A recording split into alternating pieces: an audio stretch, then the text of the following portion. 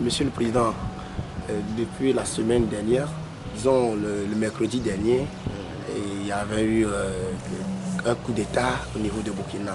Vous êtes un chef de parti politique au Togo. Quelle analyse faites-vous par rapport à la situation politique du Burkina Faso? Ouais, la situation politique du Burkina, ça s'apparente trop au cas du Togo. Vous vous rappelez, dans les années 90, lorsque nous avons commencé la transition, il y a eu ces problèmes. Il y a eu le problème du fait qu'en mois d'octobre-novembre, on avait dissolu le RPT. Et l'armée était intervenue. À la suite de ça, ils ont séquestré les membres du HCR pour imposer qu'on annule cette disposition. Première chose. Vous vous rappelez également que le projet de constitution disposait que Eyadman ne devait pas être candidat. Et avec le coup de candidat aux élections présidentielles, il était disqualifié.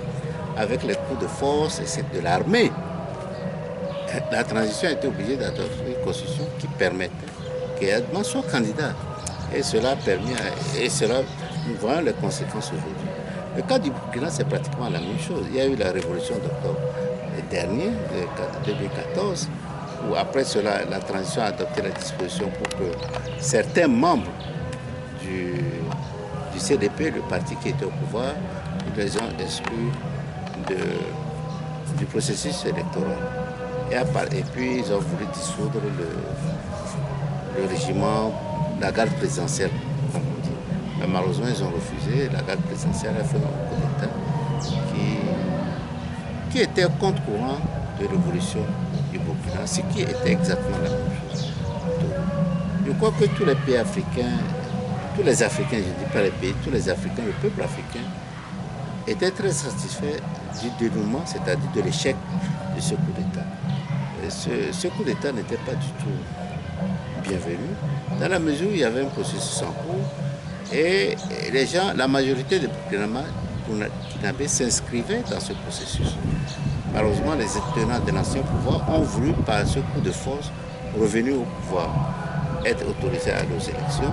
Et vous savez qu'avec les moyens qu'ils ont accumulés pendant plusieurs années, les fraudes et la caractéristique des élections des pays africains, ils étaient obligés, ils pouvaient continuer le même processus que le pouvoir devait continuer.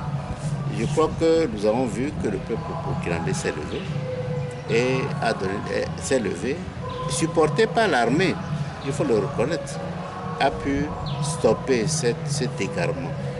Donc une chose, ce que les Togolais ont réalisé en 2005, les Burkinabés n'ont pas fait la moitié ni le quart de ce que les Togolais ont fait en 2005.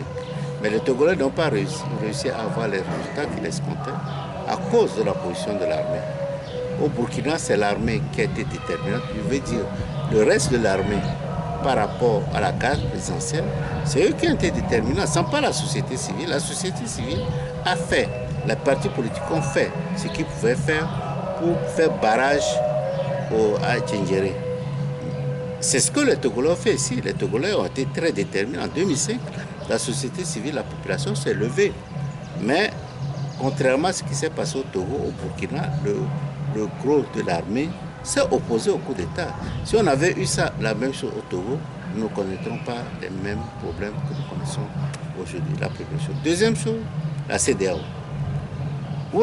Peut-être que les gens ne se souviennent pas. Macky Sall était le premier ministre du Ouad en 2005 et ils ont aidé à formuler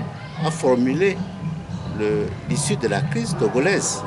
Et vous vous rappelez la position que la CEDEAO a prise.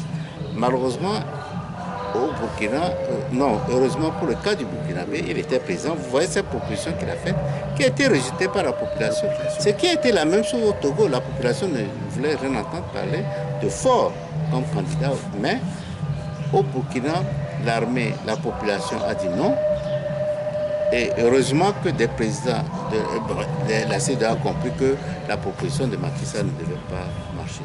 Je crois que si l'armée n'est pas républicaine, c'est très difficile. Ce qu'on doit retenir, c'est que nous devons être en symbiose avec l'armée et que l'armée doit comprendre qu'elle ne doit pas être au service d'un individu, d'un parti politique, mais doit plutôt écouter la population en général. Et aussi l'armée, la CEDEAO doit comprendre que c'est la CEDEAO des peuples. et dans la CEDEAO des présidents de la République. C'est ce que nous souhaitons. Donc à voir que la CEDEAO a fait tout ça là, c'est comme si la CEDEAO a échoué de ses actions. Dans la mesure où, en fin de compte, la CEDEAO est allée dans le sens de la population, nous ne pouvons pas dire que la CEDEAO a échoué. Disons que la CEDEAO s'est bien. Mais en fin de compte, c'est le résultat final qui compte. Mais la CEDEAO a failli nous entraîner dans ces romans qu'ils ont entraîné le Togo et le Togo vit la crise actuellement. C'est parce que la CEDEAO n'a pas été à la hauteur de ce que les peuples attendent dès qu'on fait de la conférence des présidents. Et quel message vous avez à l'endroit de la population burkinabèse? Non, la population burkinabé, je souhaite qu'elle maintienne son élan, et la croyance ou bien la conviction qu'elle doit se prendre en main. C'est la population qui doit déterminer cela. Et j'espère qu'il n'y aura pas trop de chasse aux sorcières. Je ne veux pas parler d'amitié. Chasse aux sorcières, ils connaissent les responsables du désordre qu'il y a eu au Burkina. C'est ça. J'espère que le Burkina va retrouver vite sa position pour que le Burkina avance. C'est un exemple qu'ils ont donné aux populations togolaises. Mais surtout, j'insiste surtout sur le fait que l'armée burkinabé a donné un exemple aux autres armées.